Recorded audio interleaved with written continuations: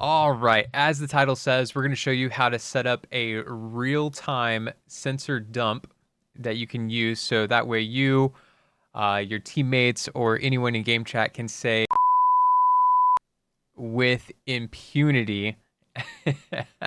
And I swear to God, I really did say it right there. But anyways, we're going to jump right into it. So you're going to need a couple of plugins for this. The first one is going to be the advanced scene switcher, which has a ton of uses outside of just this. So this is one I cannot recommend enough for this and all your other uses. The second one you're going to need is the dynamic delay plugin. So what this is going to allow you to do is just put a delay on your stream. Um, I have mine set to 1 second because I use this very reactionary. It's very quick. But you could put a longer delay on it, a shorter delay. You can also use this delay to put a stream delay on your stream in real time and then take that delay off without having to mess around with your stream settings. So this is a very useful tool, just like Advanced Scene Switcher, very useful outside of this use as well. So the only thing I'm changing in here is I'm changing this to 1 second. Everything else stays the same. Close it out. And you're going to want to put that filter on each and every produced source or scene. So every scene that's going to be recording or streaming out to the public, it's going to be out for publication at some point. You're going to want to put that same filter. So you can just copy and paste that filter onto whichever streams. And then once you have that set up, you're going to want to put a hotkey on there as well. So for this, you're going to want to do the hotkey for fast backward. Okay, and you have to do this for every scene. So I have this on the game arc raiders. I have it on the arc raiders vertical and a couple of other scenes in here. But for each scene, you want to make sure you match the settings. So put the filter on every scene, put the hotkey on every scene, and then when you boot up OBS, you could just press that hotkey or before you go live, whenever, just tap that hotkey so it pulls your stream back by a second or whatever time that you have defined there.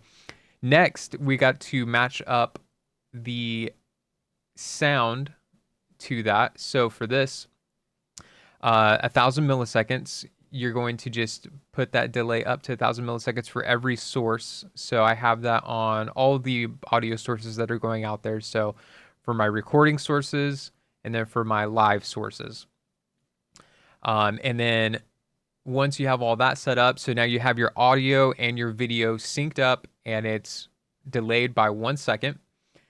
Now we're going to put in the mechanics of it. So we come to Advanced Scene Switcher, and I have my first macro, and this one specifies a hotkey, and I have the hotkey set as my 0 key on my number pad, and just because it's a bigger key, I don't have to worry about hitting the right key. I just know, hey, it's the big key at the bottom of the number pad. I tap that, and it's going to initiate this. So I press the hotkey down. It's going to wait half a second. Again, that you can play around with this. I'm just giving you the building blocks here.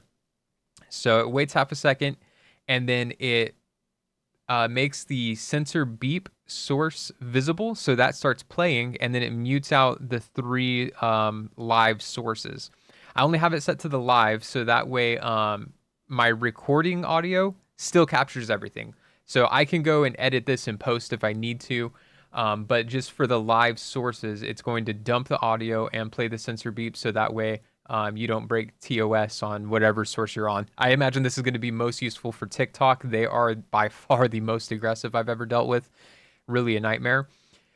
So this takes care of dumping out the audio and muting it. Then you come over here, same trigger, but this time it's released. So when you bring your finger up off of the key, then it's going to wait for 1 second. Again, you can play with this as needed.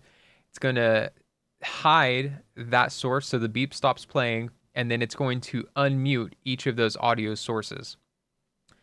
And so what that looks like is if I were to, I just dump out, I just press the button and it dumps out that audio.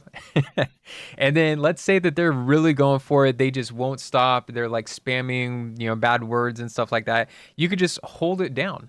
Just hold,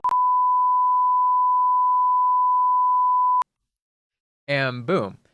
So it's great. It allows you to just bleep out individual words, or if you're in panic mode, you could just hold that down until you can go into the game settings and mute the person or mute out game audio completely. Whatever you need to do.